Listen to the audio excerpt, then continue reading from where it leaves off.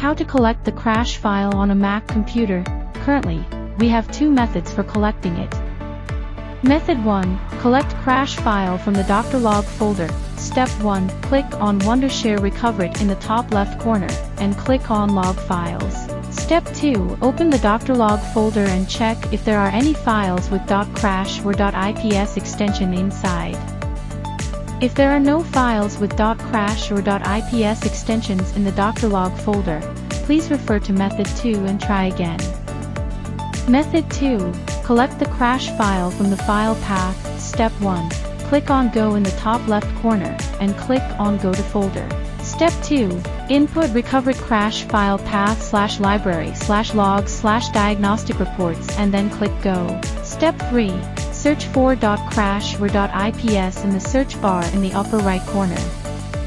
After completing the search in path 1/library/logs/diagnostic reports, you also need to use the same steps to search in path 2/library/logs/diagnostic reports. Both methods will show you how to collect the crash file. You can put the crash file and log files into one folder after copying them, compress this folder, and then send it to the customer service team. Thanks for watching.